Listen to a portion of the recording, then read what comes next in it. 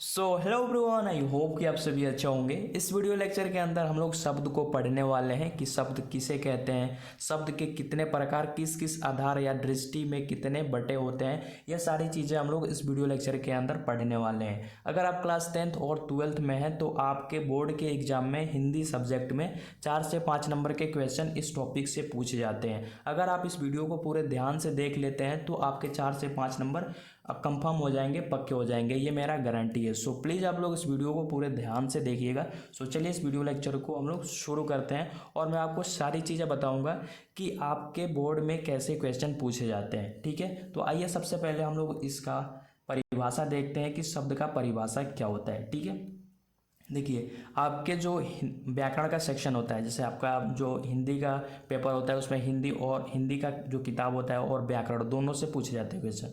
तो व्याकरण में भी कभी कभी आ जाता है कि शब्द को परिभाषित कीजिए और उसके जो प्रकार है उसको भी परिभाषित कीजिए उदाहरण के साथ। ठीक है, तो अगर आप इस वीडियो को पूरे मतलब अच्छे से समझ जाइएगा तो इस टॉपिक से किसी भी प्रकार कैसे भी क्वेश्चन आएगा तो आप आसानी से कर पाएंगे। ठीक है, सो मैं आपको कहना चाहूँगा कि आपने इस वीडियो को लाइक नहीं किया है और चैनल को सब्सक्राइब नहीं किया है तो प्लीज़ मेरे भाई ये दोनों काम कर लीजिए। ठीक है, सो देखिए शब्द का परिभाषा क्या होता है।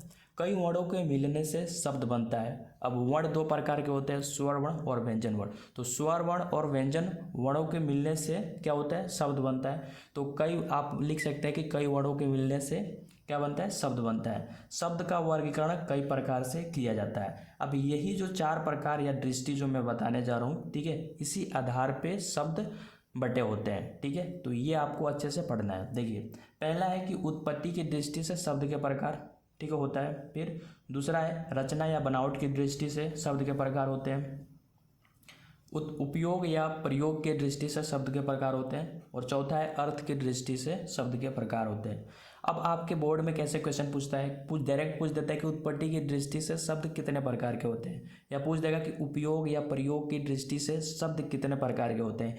ये पूछे भी जाते हैं। आप प्रीवियस ईयर के क्वेश्चन पेपर जब उठा के देखेंगे तो उसमें आपको ऐसा क्वेश्चन दिखेगा। ठीक है, तो हम लोग 1 बाय 1 करके पढ़ते हैं। ठीक है, सबसे पहले हम लोग उत्पत्ति की दृष्टि से शब्द के प्रकार, मैं आपको ट्रिक भी बताऊंगा कि जैसे ये 4 दृष्टि है, मतलब अब ये तो हो गया आधार। अब इसमें आपके शब्द बटे हुए हैं तो इसमें थोड़ा याद करने के लिए आप अगर कन्फ्यूजन में हो जाते हैं या कन्फ्यूजन रहता है तो मैं आपको ट्रिक भी बताऊंगा कि कैसे आपको याद करना है कि किस दृष्टि में कितने प्रकार के होते हैं। ठीक है, चलिए अगर मैं आपको ट्रिक अभी बताऊं, ठीक है, तो देखिए उत्पत्ति में कितना आपको वर्ण दिख रहा है, 1 2 3 4। तो ये जो होते हैं 4, मतलब मैं आपको ऐसे सिंपल बता रहा हूँ, जैसे ऊ त, ठीक है, ऐसे आप याद कर लो कितना वर्ड है, 4 है तो 4 प्रकार का होता है। रचना कितना है, देखो र च ना, 3 है ना, तो ये 3 प्रकार के होते हैं। अब उपयोग, ठीक है, थोड़ा उपयोग देखो, ऐसा ऊ लिखते हो ना तो इसको आप 8 समझ लो। ठीक है, तो उपयोग की दृष्टि से कितना होता है, 8 होता है। और अर्थ, ठीक है, इसमें कितना है, 2 है ना, तो ये 2 प्रकार के होते हैं। बस सिंपल है मेरे भाई,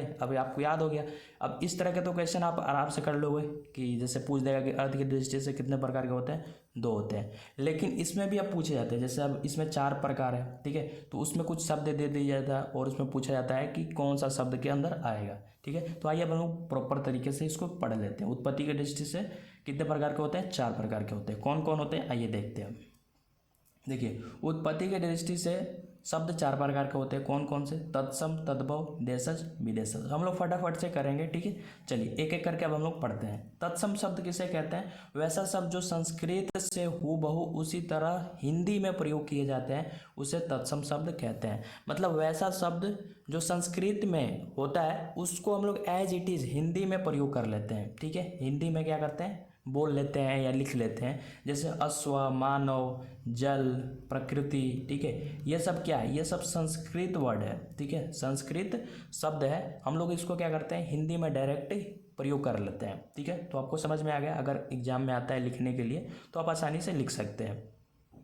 वैसा शब्द जो संस्कृत से हूबहू उसी तरह हिंदी में प्रयोग कर लिए जाते हैं शब्द। ठीक है, चलिए तद्भव शब्द, जिस शब्दों की उत्पत्ति संस्कृत शब्द का बिगड़ने से या संस्कृत शब्द के बिगड़ने से हुआ है उसे तद्भव शब्द कहते हैं। मतलब कोई संस्कृत का शब्द है उसके बिगड़ने से जो शब्द बनता है या हुआ है उत्पत्ति, उससे ही हम लोग क्या कहते हैं, तद्भव शब्द कहते हैं। जैसे चीता, पीता, माता, पुत्र, मित्र, ये सारे क्या है, तद्भव शब्द। ठीक है, चलिए अब आगे देखते हैं। देशज शब्द, अब नाम से पता चल रहा है मतलब जो देश में शब्द की उत्पत्ति हुई हो। ठीक है, तो जिस शब्द की उत्पत्ति अपने देश में हुई हो उसे देशज शब्द कहते हैं। जैसे घर, दरवाजा, आदमी, बाजार, ये देशज शब्द है। ठीक है, हमारे देश में ये शब्द उत्पत्ति हुई है। ठीक है, चलिए विदेशज शब्द, नाम से पता चल गया होगा आपको कि जिस शब्दों की उत्पत्ति विदेशों में हुआ है उसका प्रयोग उसी तरह हमारे देश में प्रयोग कर लिया जाता है। मतलब जिस शब्द का उत्पत्ति बाहर देशों में हुआ है लेकिन उसी शब्द को हम लोग हूबहू अपने देश में यूज कर लेते हैं। जैसे पेन, ये हमारा शब्द नहीं है, ये बाहर मतलब बाहरी देश का शब्द है, लेकिन हम लोग भी अपने दैनिक जीवन में इसको उपयोग करते हैं। डायरेक्ट बोलते हैं पेन। कभी हमने सर्च नहीं किया कि पेन का हिंदी, मतलब सर्च तो करा होगा, मतलब कलम होता है, लेकिन हम लोग कम इसको अपने दैनिक जीवन में प्रयोग करते हैं। Station, bus station, railway station, airport. ठीक है, हम लोग कभी उसका हिंदी तो सर्च नहीं करते, नहीं बोलते। जैसे बस हो गया, साइकिल हो गया, ठीक है, मोटरसाइकिल हो गया, कार हो गया, हम लोग यही बोलते हैं ना। तो जिस शब्द का उत्पत्ति विदेशों में हुआ है उसे हम लोग क्या कहते हैं, विदेशी शब्द। ठीक है, चलिए अब रचना के, अब ये तो हो गया दूसरा। रचना या बनावट की दृष्टि से शब्द कितने प्रकार के होते हैं, ये अब तो मैंने आपको ट्रिक बता दिया था। 3 प्रकार के होते हैं। कौन कौन से, रूढ़ शब्द, यौगिक शब्द, योग रूढ़ शब्द। अब आइए हम लोग इसको समझ लेते हैं। रूढ़ शब्द मतलब जिस शब्द को 2 या अधिक भागों में खंडित करने पर उसका कोई अर्थ नहीं होता है। मतलब कोई शब्द है, जैसे घर है, ठीक है, घर है, अब इसको खंडित अगर हम करें घ और र अलग अलग, तो घ का मतलब ये शब्द नहीं है, ये वर्ण है। ठीक है, ये इसको हम लोग वर्ण कहेंगे। तो इनको खंडित करने पे कोई अर्थ नहीं होता है। देखो नाम से ही पता चल रहा है, रूढ़ मतलब जिसको खंडित करने पे किसी भी प्रकार का अर्थ ना निकले उसे हम लोग क्या कहते हैं, रूढ़ शब्द कहते हैं। समझ में आ गया। चलिए जैसे कलम, किताब, नमक, ये सारे अलग अलग अगर आप कीजिएगा, इसको खंडित कीजिएगा तो इसका कोई अर्थ नहीं निकलेगा। ठीक है, चलिए यौगिक शब्द, वैसा शब्द जिसको खंडित करने पर एक शब्द रूढ़ शब्द बनता है और दूसरा कोई अर्थ नहीं होता है, दूसरा कोई उसका कोई अर्थ नहीं होता है। जैसे अनुज, ठीक है, अनुज है, अब देखो अनुज, अब देखो यहाँ से क्या समझ में आ रहा है कि 2 खंडित हुआ अ और नुज में, तो नुज का कोई अर्थ होता है, लेकिन इसको हम लोग क्या बोलेंगे, ये हमारा रूढ़ शब्द। अब इसको हम लोग अगर अलग करें तो ये अर्थ नहीं देगा। तो क्या समझ में आ रहा है आपको यौगिक शब्द से, कि किसी शब्द को हम लोग खंडित करते हैं तो एक शब्द क्या बनता है, रूढ़ शब्द बनता है। ठीक है, जैसे अनु है, अनु, ठीक है, यहाँ पे मैंने गलत कर दिया, अनु, अनु पहले बनेगा। ठीक है, अनु जो है रूढ़ शब्द है और ज क्या है, इसका कोई अर्थ नहीं है। ठीक है, जैसे पंकज हो गया, तो पंक क्या हो गया, रूढ़ शब्द, इसका कोई अर्थ है। ठीक है, लेकिन इसको अगर हम फिर खंडित करेंगे तो ये कोई अर्थ नहीं देगा, तो ये किस में होगा, रूढ़ शब्द के अंदर आ जाएगा। इसलिए हम लोग इसको सीधे बोल देते हैं कि ये रूढ़ शब्द और दूसरा कोई अर्थ नहीं देता है। ठीक है, तो ये होता है यौगिक शब्द। समझ में आ गया। चलिए अब योग रूढ़ शब्द किसे कहते हैं, जिस शब्द को 2 खंडों में तोड़ने पर दोनों अलग अलग अर्थ दे या हो। ठीक है, योग रूढ़ शब्द मतलब कोई शब्द है, जैसे गाड़ी वाला। अब इसको अगर हम लोग इसको अलग करें तो देखो गाड़ी और वाली, ठीक है, या वाला, तो इसका अर्थ है, इसका भी अर्थ है, वाली, गाड़ी और वाला। ठीक है, तो दोनों अर्थ देते हैं। मतलब कोई शब्द है जैसे गाड़ी वाला, इसको हम लोग खंडित कर रहे हैं तो ये भी अर्थ दे रहा है और इसका भी कोई अर्थ है। ठीक है, तो समझ में आएगा। जिस शब्द को 2 भागों में खंडित करने पे, ठीक है, दोनों अलग अलग अर्थ देते हैं उसे हम लोग योग रूढ़ शब्द कहते हैं। ठीक है, समझ में आ गया। अब देखिए उपयोग के दृष्टि से, उपयोग मैंने आपको बताया था, जैसे ऊ होता है तो इसको हम लोग 8 समझ लेंगे। ठीक है, तो ये ट्रिक होता है याद करने का, मैंने सारी ट्रिक आपको बता दिया। उपयोग की दृष्टि से शब्द कितने प्रकार के होते हैं, 8 प्रकार के होते हैं। ठीक है, पहला संज्ञा, या आपको पता होगा किसी भी व्यक्ति या वस्तु के जगह के नाम को संज्ञा कहते हैं, जैसे राम, पटना, हिमालय। ठीक है, चलिए सर्वनाम देखिए, संज्ञा के बदले आने वाले शब्द को सर्वनाम कहते हैं, जैसे मैं, तुम, वह, लोग। ये तो आपको पता होगा, मैं जल्दी जल्दी में कर देता हूँ। ठीक है, क्रिया, जिस शब्द से किसी काम के करना या होना समझा जाता है, करने या होना समझा जाता है उसे हम लोग क्या कहते हैं, क्रिया।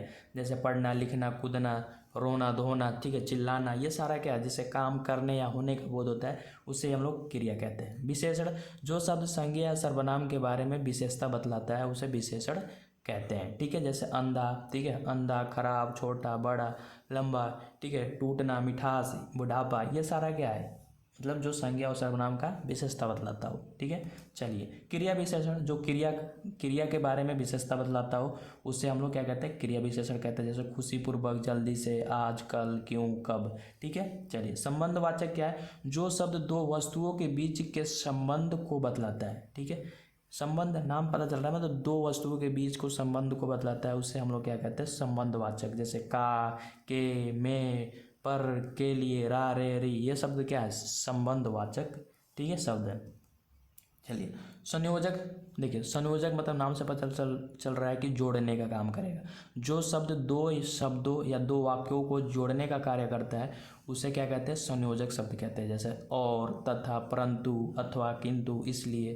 जैसे हम लोग बोलते हैं ना कि मैं और तुम पढ़ने चलेंगे। ठीक है, तुम।